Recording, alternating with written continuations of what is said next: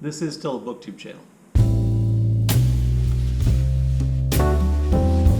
Hello and welcome back to Bookish, and welcome to another political video, which I'm going to talk about, some of the things that are going on in the United States of America that are disturbing me.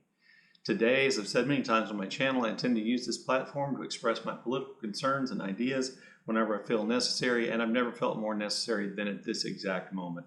At this moment, the President of the United States, Donald Trump, is openly defying a Supreme Court order that a man named Kilmer Abrego Garcia be returned to the United States from the concentration camp prison we sent him to in El Salvador without due process. The Supreme Court has said the President has to facilitate his return and ensure him due process.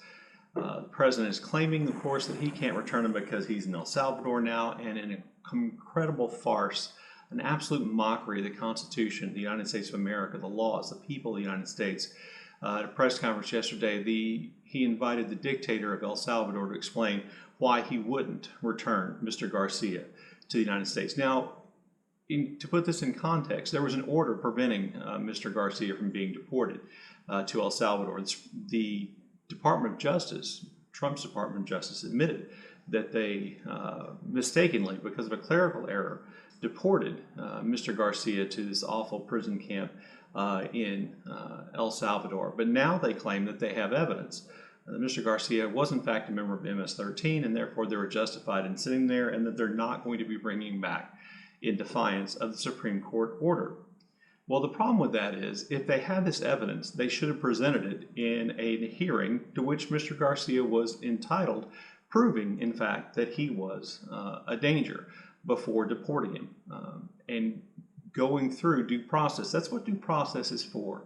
In the United States, our legal system operates on a presumption of innocence. This is true for citizens and non-citizens, that we operate on a presumption of innocence, that people are proven innocent until they're proven guilty. And we have a whole court system, we have a whole system for people like Mr. Garcia, where they get a chance to prove that they are innocent, or prove that they're not guilty, or present evidence that prevents them from being found guilty of whatever crime and facing whatever punishment they have to face.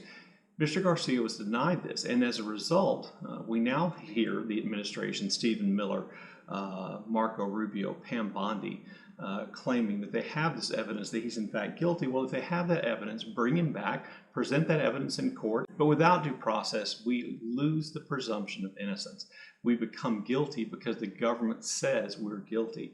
And if Mr. Garcia can be found guilty because the government says so, then the rest of us can. If there's no due process for Mr. Garcia, there's no due process for the rest of us.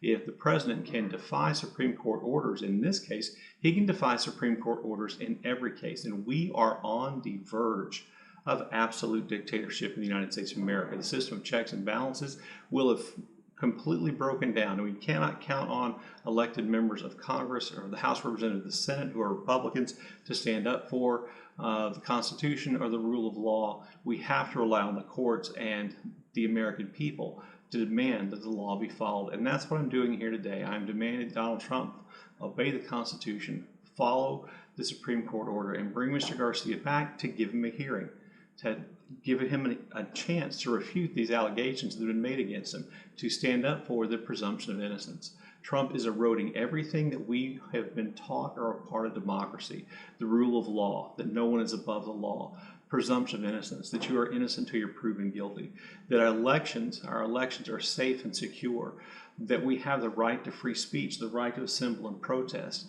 that the freedom of the press exists. He's attacking all of these things. As a matter of fact, he's just recently talking about getting the FCC to pull CBS's license because something was said during a 60 Minutes program that he didn't agree with. And oh, by the way, if you don't believe me that he's talking about suspending the rights of due process and suspending the Constitution, let me just remind you that same press conference he was overheard talking about sending homegrown people to El Salvador in prisons, and talking about the dictator of El Salvador building 4 or 5 more of these prisons so we could send homegrown, that is, American citizens, to prison in El Salvador, which, by the way, is also a constitutional violation. So this is not fun anymore. This is not cute anymore. No matter how charming he is to Bill Maher, he is acting like a dictator, and the more room we give him to do so, the more our democracy slips away and the faster it does. So I'm urging you to do whatever you can to contact your congressman to make it known that you want Mr. Garcia brought back so that he can receive due process. And to uphold the Constitution of the United States of America.